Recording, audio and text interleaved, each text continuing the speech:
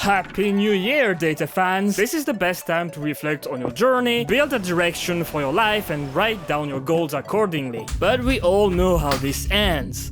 Why don't you deploy your goals for 2023 in public so that everyone can shame you?